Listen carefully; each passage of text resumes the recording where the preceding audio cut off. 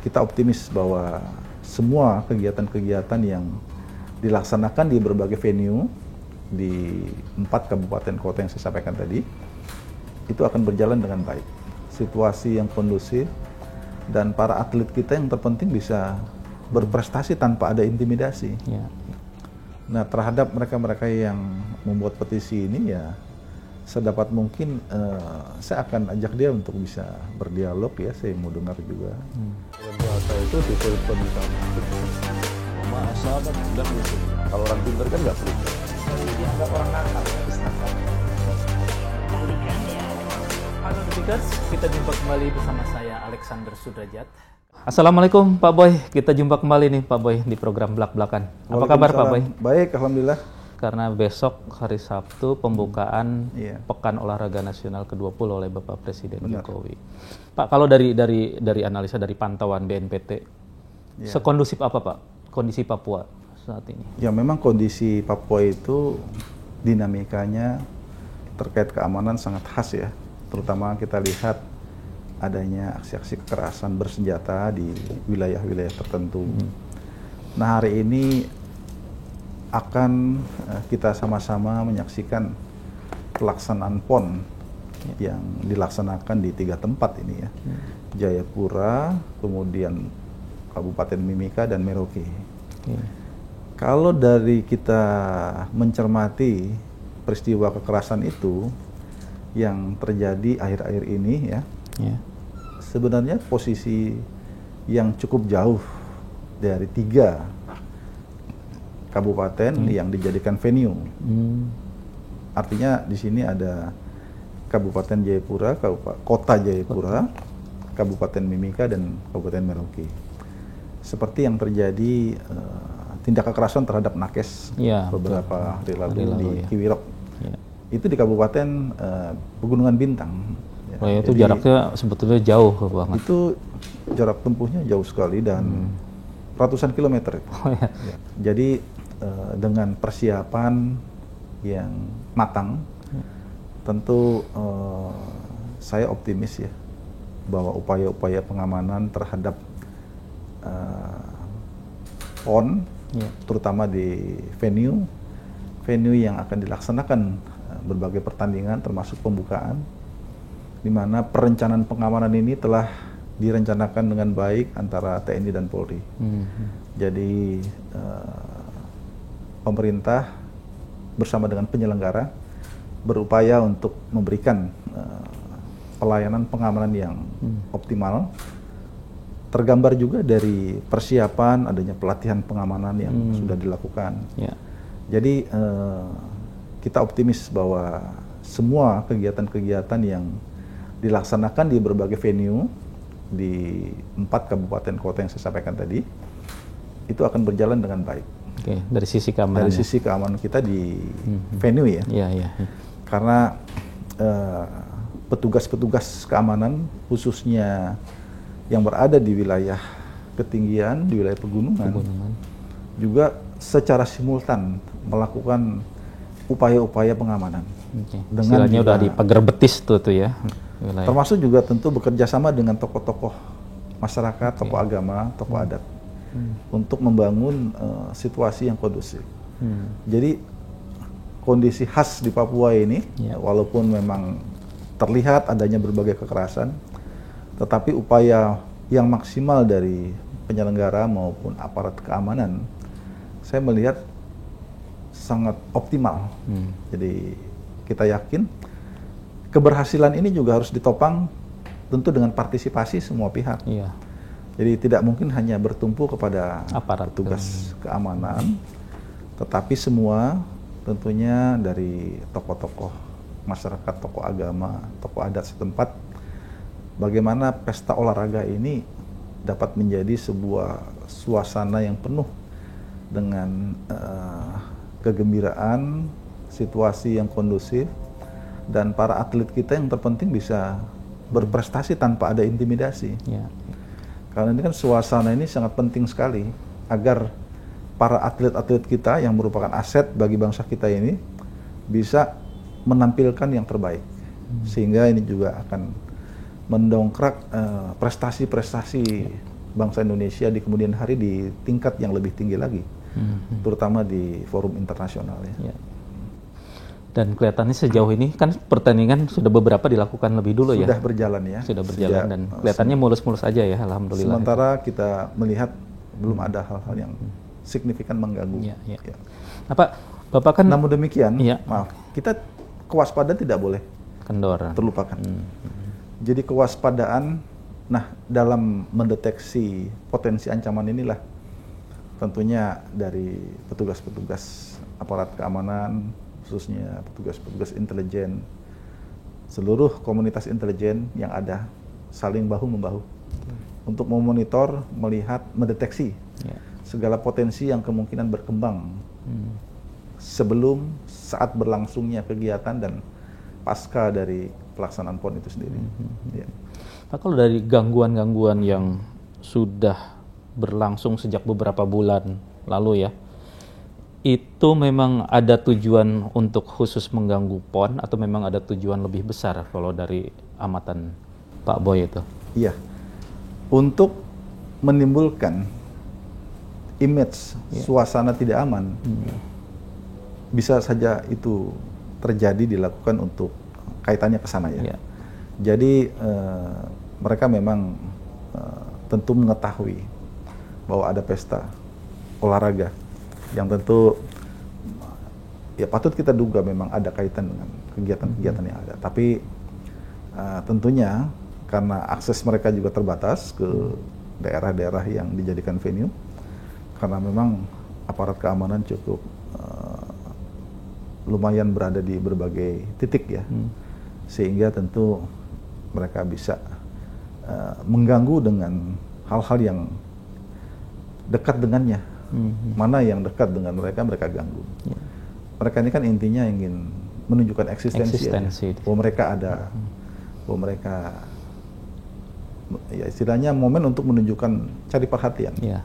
Apalagi kan bakal diliput gede-gedean nih kan peristiwa ini ya. Karena semua pasti banyak meliput media, karena orang juga semua ingin tahu bagaimana PON ini bisa berjalan, gitu loh.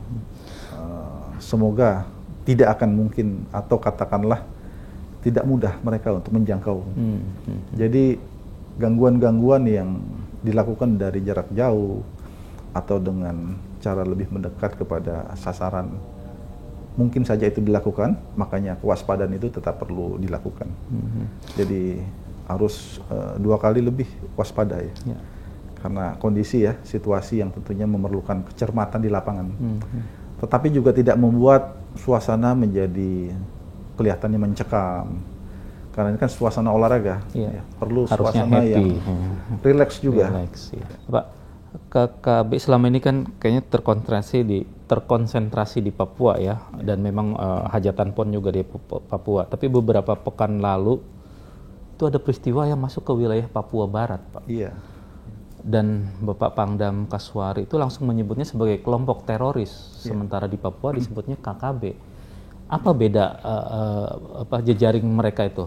Memang berbeda atau gimana sehingga penyebutannya juga berbeda? Iya, penyebutan sebagai KKB itu kan adalah penyebutan entitas ya, kelompok masyarakat yang selama ini lebih umum diketahui lah.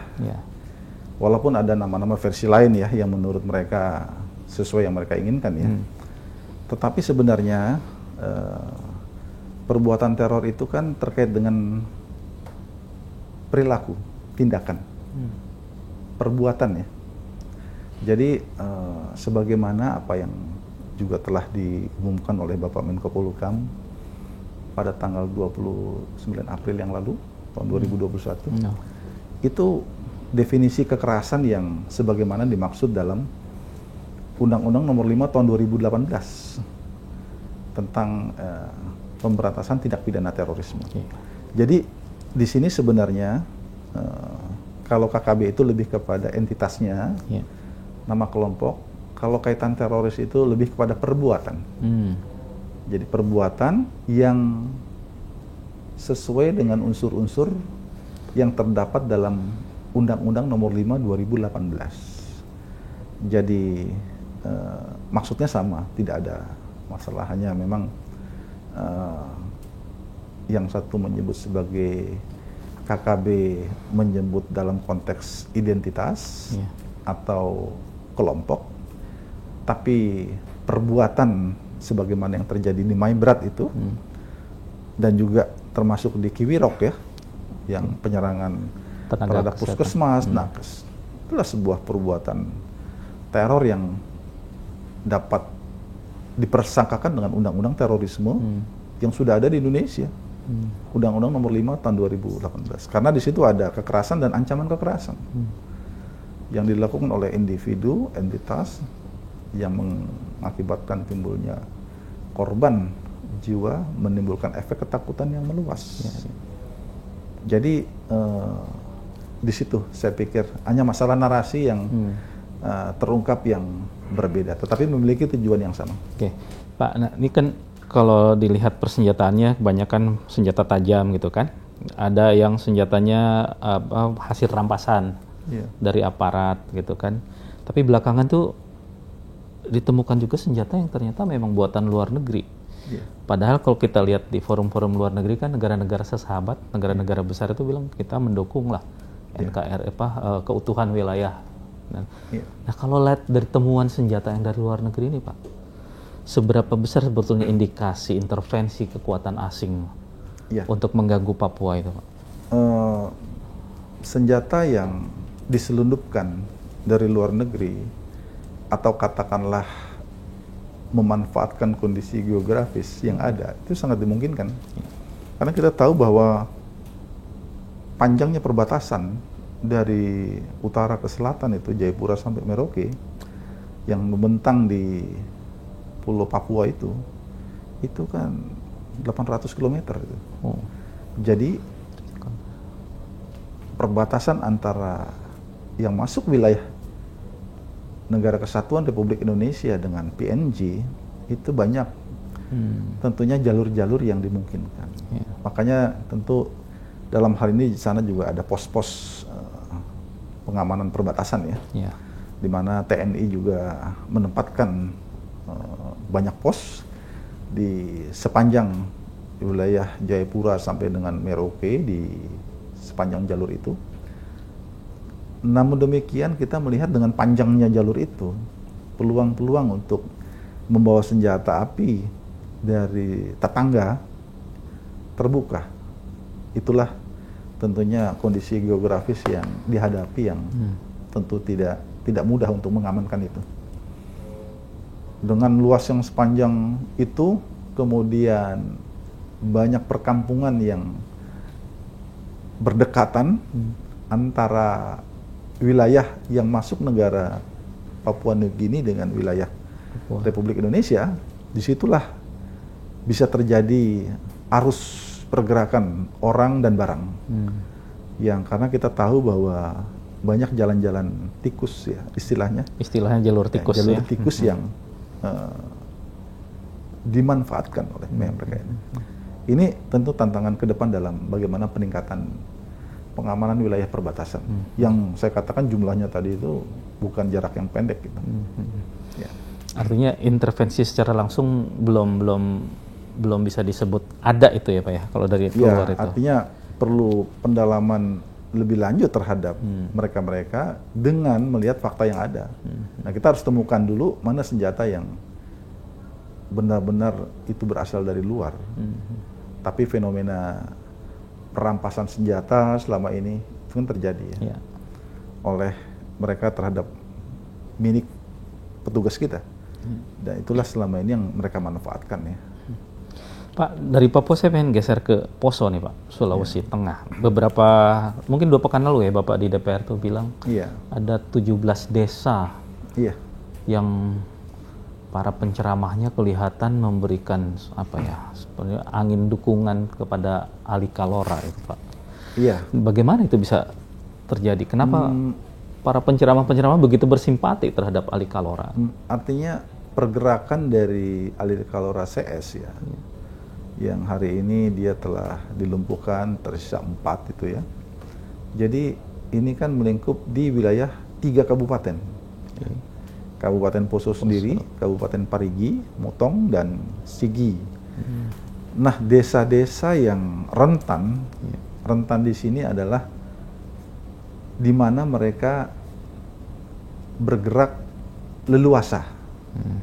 Jadi ini hasil mapping antara Satgas Madagoraya dengan unsur-unsur petugas kita di lapangan. Ya, ada BNPT, ada tentunya juga BIN, ada unsur-unsur TNI juga yang tergabung bersama-sama di samping kekuatan dari Polri sendiri. Disitulah terlihat bahwa di 17 desa ini para DPO ini lebih mendapatkan akses atau sifat yang akomodatif yang diberikan oleh masyarakat setempat. Dan kecenderungan dari hasil pemantauan terdapat adanya pihak-pihak yang berusaha membangun simpatisan. Melalui apa? Melalui kegiatan ceramah. Jadi dari identifikasi kita terhadap desa-desa yang berpotensi berkembang menjadi pendukung simpatisan terhadap Ali Kalora CS, ini kedepannya yang harus kita nanti bisa lakukan upaya-upaya lebih intensif lagi dengan kementerian lembaga di dalam menyikapi fenomena dari pihak-pihak tertentu yang nuansanya seperti ceramah dalam agama tetapi mengarah kepada hal yang provokatif. Jadi ini kita komunikasikan juga dengan Kementerian Agama di samping dengan aparatur pemerintah daerah. Tentu harus ada langkah-langkah program yang menyentuh ke arah sana. Itu Pak, simpati itu karena mereka ada apa ya, kesamaan etnis atau ada ikatan emosional kekeluargaan atau gimana mereka itu? Ini lebih kepada hubungan emosional yang telah berlangsung lama. Karena kita tahu bahwa kelompok dari Ali Kalora yang dulunya kelompok Santoso CS itu kan cukup lama bergerak di wilayah itu. Jadi di kawasan Gunung Biru itu mereka bergerak di wilayah 3 kabupaten, Poso, Parigi, dan Sigi. Itulah terjadinya interaksi sosial mereka dengan masyarakat sekitar. Kita terus harus meyakinkan kepada masyarakat bahwa perlu tentunya hal-hal yang kita himbau, kita edukasi, kita sosialisasi untuk tidak memberikan dukungan terhadap kelompok ini. Karena kalau dukungan itu berkelanjutan, akhirnya nanti akan tumbuh baru pengikut-pengikut yang bisa saja dari generasi yang lebih muda. Ini yang harus kita jaga, kita cegah. Bagi sebagian masyarakat di 3 kabupaten itu Santoso, Ali Kalora masih dianggap hero gitu, dianggap semacam hero gitu ya. Ya itu hasil dari interaksi mereka dengan lingkungan masyarakat yang berhasil melakukan komunikasi, membangun hubungan emosional. Karena kan selama ini dapat dikatakan mereka lama itu juga tidak lepas dari dukungan, termasuk dukungan logistik. Ya terutama sehingga itu mereka bisa bertahan. Nah hari ini kecenderungan sudah mulai menurun. Karena ini bagian dari proses deradikalisasi dalam masyarakat ya, yang tidak sehebat di masa lalu lagi. Makanya ada beberapa kelompok masyarakat yang menjadi sasaran kekerasan mereka. Karena itu adalah sebagai sebuah sinyal kemarahan kelompok itu terhadap masyarakat. Yang sangat tidak memberi bantuan lagi ya. Nah, ketika di masa lalu, katakanlah 5 sampai 10 tahun lalu ketika awal-awal mereka melakukan aksi itu di wilayah Gunung Biru, memang support dari masyarakat itu cukup besar. Karena masih ada suasana ya, konflik yang terjadi dalam masyarakat. Jadi suasana konflik horizontal di masa lalu itu masih cukup kuat pada waktu itu. Tapi lambat laun kemari dengan program-program kita yang lakukan bersama dengan unsur pemerintah daerah, TNI Polri yang ada, khususnya deradikalisasi di luar lembaga pemasyarakatan, ini semakin menguatkan resistensi masyarakat kepada mereka. Karena sejumlah tokoh seperti Ustadz Adnan Arsyal, Pendeta Damanik yang sering kita ajak berkoordinasi, mereka mewakili masyarakat. Masyarakat sudah letih dengan tindakan-tindakan yang dilakukan oleh kelompok Santoso dan Ali Kalora. Jadi sebenarnya mereka juga masyarakat yang berkeinginan agar secepat-cepatnya dilakukan penangkapan. Oke. Nah sekarang kan setelah Ali Kalora ketembak sama 1 orang itu ya, tinggal 4 kabarnya kan ya Pak? Iya. Dari 4 ini kan kalau dari kelompok mereka begitu ada yang pimpinannya meninggal, biasanya otomatis siapa yang dianggap senior langsung diangkat sebagai pimpinan. Sejauh ini sudah ada declare siapa yang menggantikan dari Ali hasil Kalora? pemantauan belum ada yang mendeklar sebagai pemimpin mereka yang baru. Nah, di sini mengindikasikan bahwa mereka sebenarnya yang sisa ini ya kategorinya pengikut ya. Maka juga kita menghimbau sebagusnya mereka secepatnya saja menyerahkan diri. Tidak usah memaksakan karena bertahan. Kita tahu bahwa dari yang mereka ini kualitasnya tidak setinggi daripada apa yang telah terlebih dahulu berhasil dilumpuhkan. Nah, oleh karena itu kita terus juga membuka ruang komunikasi melalui tokoh-tokoh masyarakat dan pihak-pihak keluarga yang bisa kita datangi, yang kita kondisikan untuk bisa mendorong mereka menyerahkan diri. Dan bahkan sebenarnya seperti Ali Kalora dan beberapa termasuk Jaka ini itu sudah kita coba hubungi keluarganya juga. Ya, sudah beberapa bulan sebelumnya kan ya BNPT aktif mengimbau untuk menyerah. Nah ini dan ada indikasi bahwa dia akan menyerahkan diri kan waktu itu Pak. Kenapa nggak terwujud itu? Cuma di antara mereka saya dengar terjadi perdebatan. Jadi ada yang mereka setuju, mereka tidak setuju. Akhirnya belum ada kata titik temu di antara mereka. Kita tidak bisa memberikan jaminan bahwa mereka akan artinya bisa dengan leluasa terus ya. Karena kita sebenarnya secepatnya dia beritikat baik, menyerahkan diri itu lebih bagus. Tapi kalau perburuan mereka ini kan harus simultan. Karena kita tidak ingin korban-korban kekerasan seperti yang pernah mereka lakukan di beberapa desa di Sigi dan Parigi itu terjadi lagi.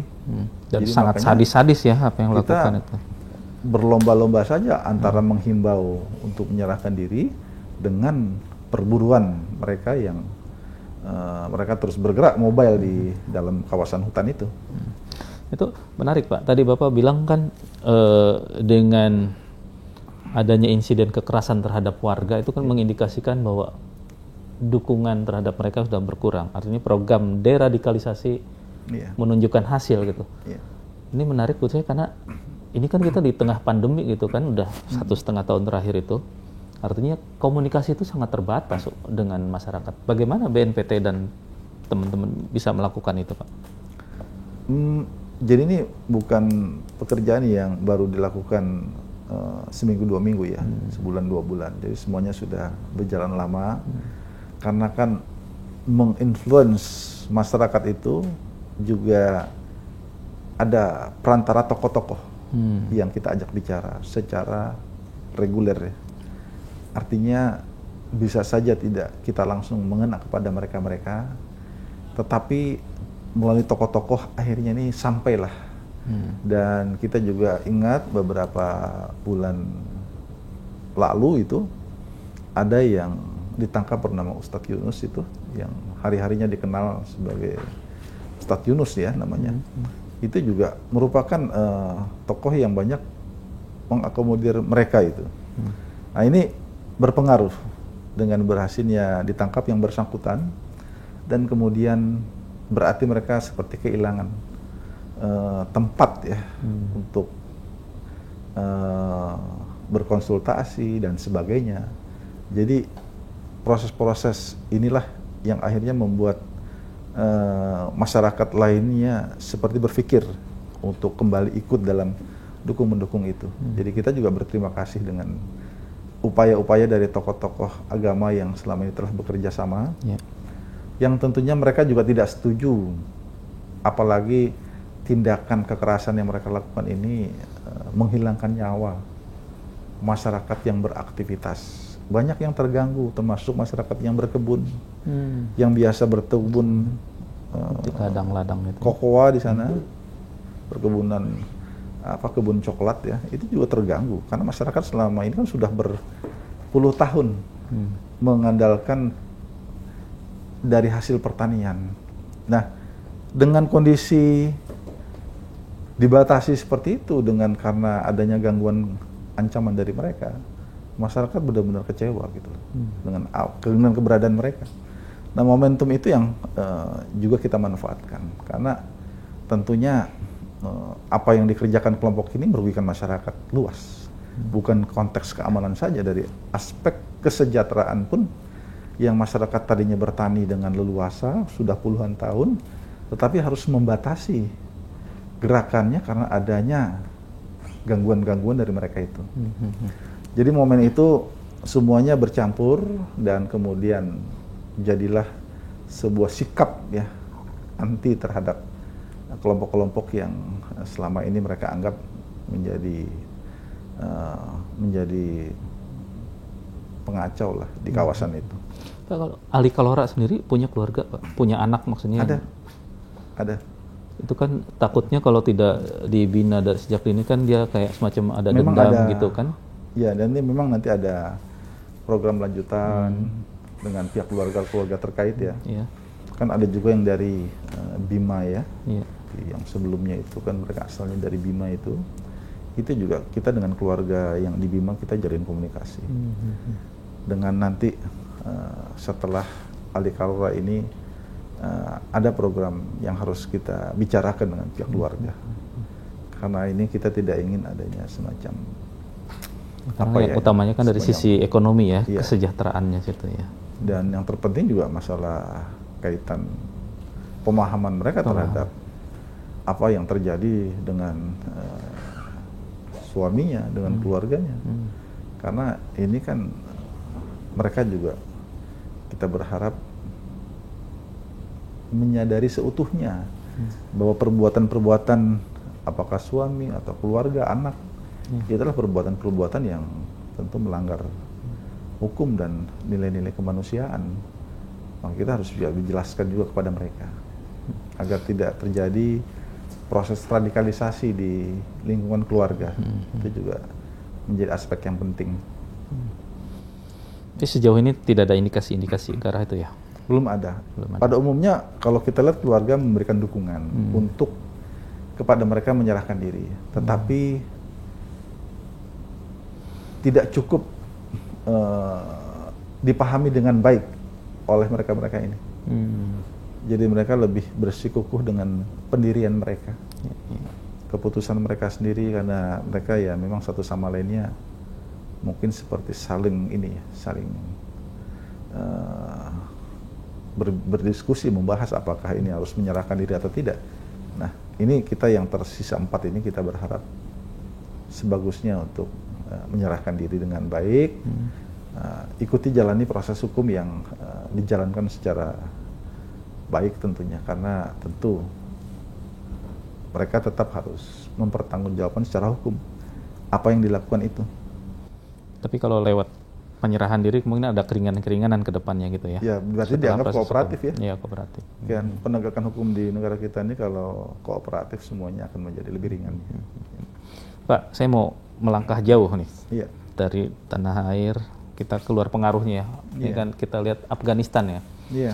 Ketika kelompok Taliban mengambil alih kekuasaan awal Agustus lalu, seberapa berpengaruh mereka terhadap kelompok-kelompok radikal di tanah air, Pak?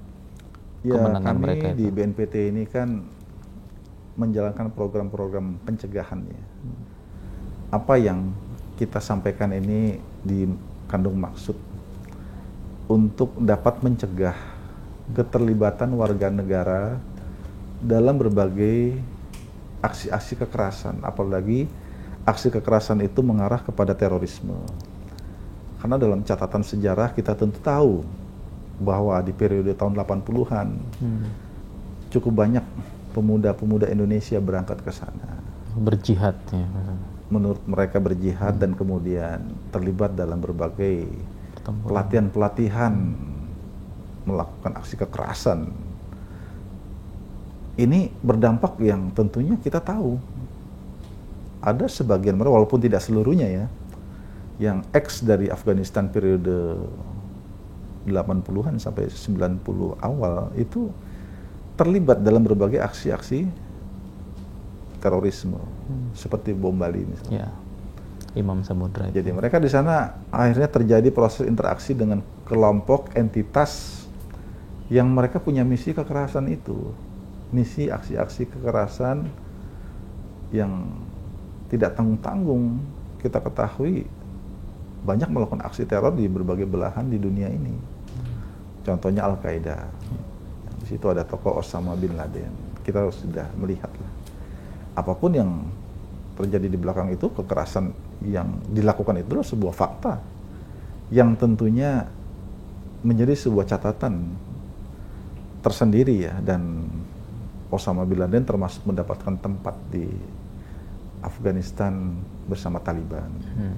Karena ada benang merah antara hubungan, makanya pernah masuk dalam resolusi Dewan Keamanan PBB yang nomor 1267 ya, di mana Al-Qaeda kemudian Taliban sebagai entitas ya pada waktu itu dalam organisasi yang terkait dengan aksi terorisme. Nah, ini kan pengalaman-pengalaman yang harus jadi pembelajaran buat masyarakat Indonesia. Dengan kondisi hari ini, Taliban yang sebelumnya non-state actor, kemudian menjadi state actor, menjadi non-state actor, dan kembali hari ini menjadi state actor. Tentu tidak lepas dari perjuangan-perjuangan yang berbasiskan kepada kekerasan. Nah, kita kan ingin mencegah warga negara untuk tidak terjebak dalam pusaran kekerasan yang diciptakan itu. Karena biar bagaimanapun, apapun alasannya, kekerasan-kekerasan itu sesuatu yang kita lihat dari perspektif apa? Agama, dari perspektif hukum. Hukum nasional, hukum internasional. Sesuatu yang harus kita hindari keterlibatan warga negara kita. Karena negara memiliki tujuan melindungi segenap tumpah darah dan bangsa Indonesia. Itu kan nyata-nyata di dalam pembukaan Undang-Undang Dasar. Tujuan nasional kita memajukan kesejahteraan umum, mencerdaskan kehidupan bangsa, turut mewujudkan perdamaian dunia. Itu adalah sikap tekad bangsa Indonesia yang dituangkan dalam konstitusi negara kita. Maka negara harus berupaya agar langkah-langkah yang dilakukan oleh warga negara tidak terjebak dalam pusaran hal-hal yang membahayakan masyarakat sendiri, apalagi harus mengorbankan jiwa seperti itu. Dengan alasan apapun yang dipropagandakan, kita harus menilai mana hal-hal yang baik dan yang tidak baik untuk bangsa ini. Kalau ada sesuatu yang tidak baik, kita harus ingatkan jangan sampai semakin banyak. Kita masih baru punya pengalaman, masih terdampar hari ini. Berapa banyak warga negara Indonesia yang terdampar di Irak dan Syria akibat terbawa arus propaganda untuk melakukan kegiatan-kegiatan yang menjanjikan sesuatu tetapi semu ya. Kalau di Afghanistan ada nggak Pak yang tersisa saat ini? Kalau dari catatan kemarin kan ada yang, mereka kan ada yang sudah berangkat terdahulu, ada yang relokasi dari Syria. Ya, jadi itu memang yang masih kita punya data-datanya ada.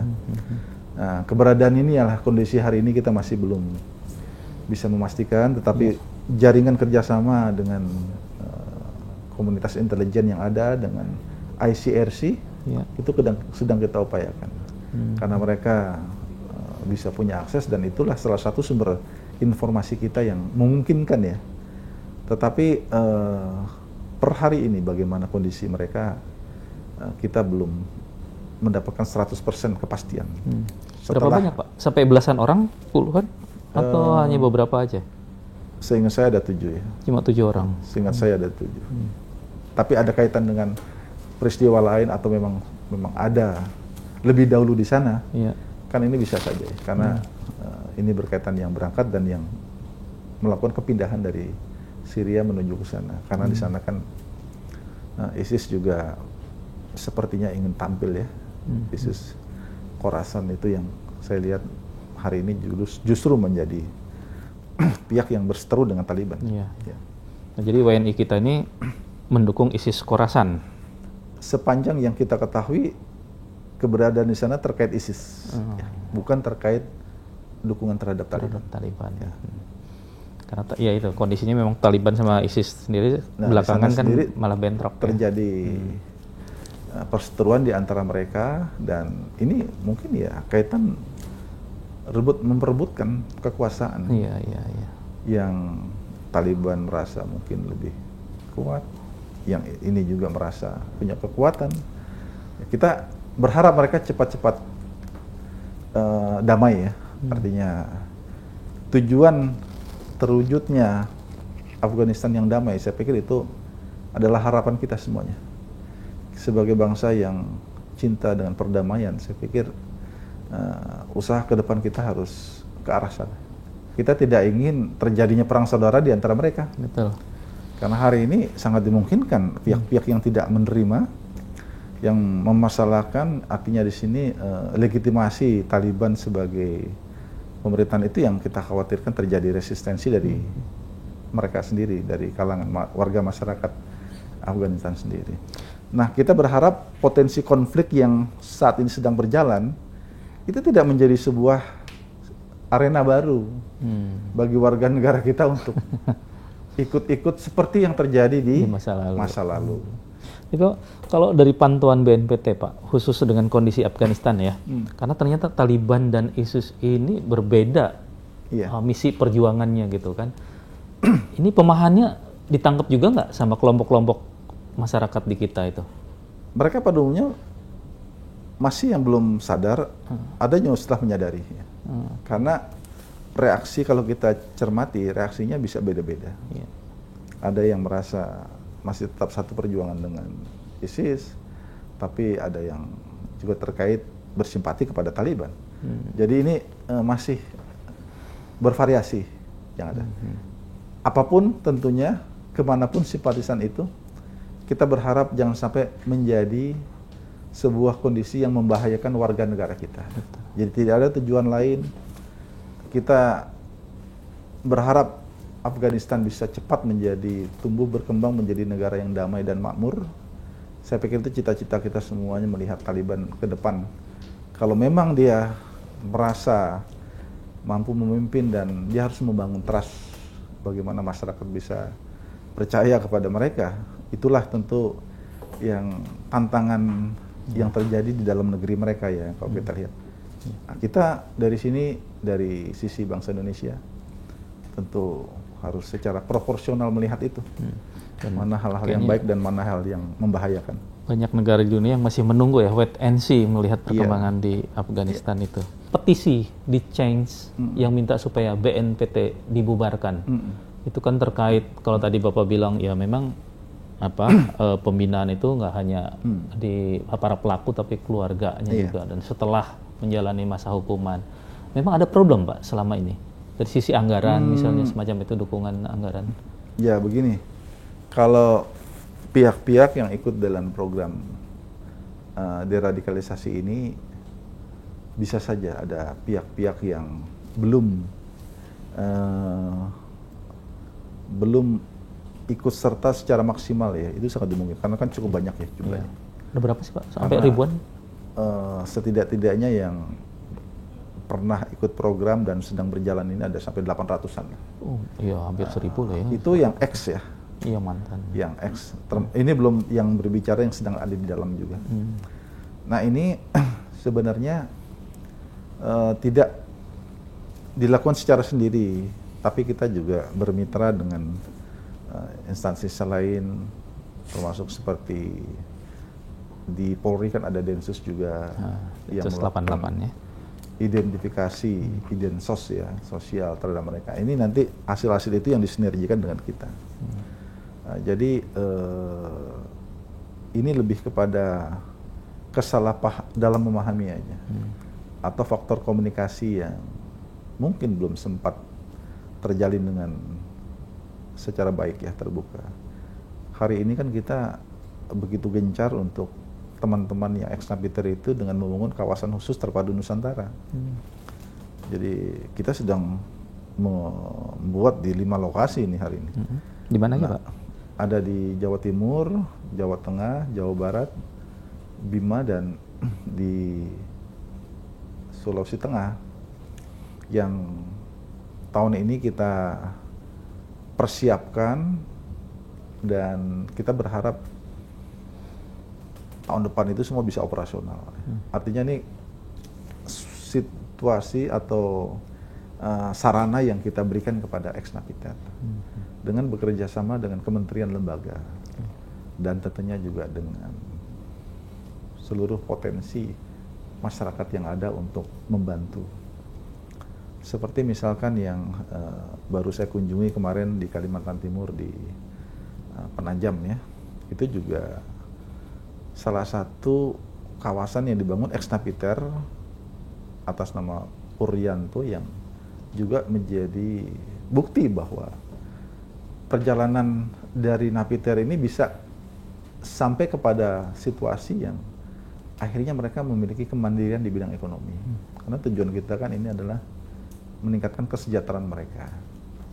Nah, terhadap mereka-mereka yang membuat petisi ini ya, sedapat mungkin saya akan ajak dia untuk bisa berdialog ya, saya mau dengar juga seperti apa. Sedang kita upayakan untuk bisa mendengar langsung, karena proses deradikalisasi ini bertemu atau berhubungan dengan karakter manusia yang berbeda-beda ya. Sudah teridentifikasi nggak, Pak? Beberapa mereka namanya yang sudah. Saya sudah dapat nama dan saya sedang berupaya cari waktu setelah PON ini untuk bisa berkomunikasi langsung, bertemu dengan mereka. dengerin curhatannya kali ya. Apa yang mereka inginkan gitu ya. Karena memang kita lebih banyak membantu menyiapkan program. Ya. Kita tidak ingin memberikan kail ya, tapi kita memberikan umpan ya. Jadi artinya bagaimana mereka pada akhirnya bisa melakukan suatu UKM yang mandiri ya. Jadi kita tidak fokus untuk memberikan dalam bentuk hadiah-hadiah yang sifatnya parsial, tetapi bagaimana apa yang kita berikan itu bisa menjadi sebuah sarana untuk mereka menjadi pelaku usaha UKM yang mandiri. Yang ini kita lakukan di beberapa tempat. Jadi di antara proses yang berjalan ini bisa saja mereka termasuk yang mungkin belum berkesempatan ya, tapi lebih pastinya saya ingin juga perlu bertemu dengan mereka dulu sebelum nanti jangan-jangan ada yang ngomporin juga kali ya, Pak ya. Ya, kita khawatirkan ada pihak-pihak tertentu yang memang dengan sengaja seperti itu, tapi ya kita berpikir positif saja. Ya. Oke, Pak Boy, terima kasih banyak Pak Boy berkenan berbincang-bincang ke Detikom. Semoga pelaksanaan PON yang menjadi kebanggaan kita, ini program nasional kita, bisa berjalan dengan smooth. Amin. Para atlet bisa bertanding dengan tanpa ada tekanan, perasaan takut gitu ya. Ya, kita mohon doa dari dukungan seluruh masyarakat Indonesia, karena ini kan ajang pesta olahraga kebanggaan kita ya. Pesta olahraga 4 tahunan, dan tentunya keberhasilan itu tidaklah selalu bertumpu kepada penyelenggara, tetapi kepada seluruh masyarakat luas untuk berpartisipasi menjadikan event olahraga nasional yang aman dan damai. Terima kasih banyak Pak Boy. Terima kasih. Serap. Yes.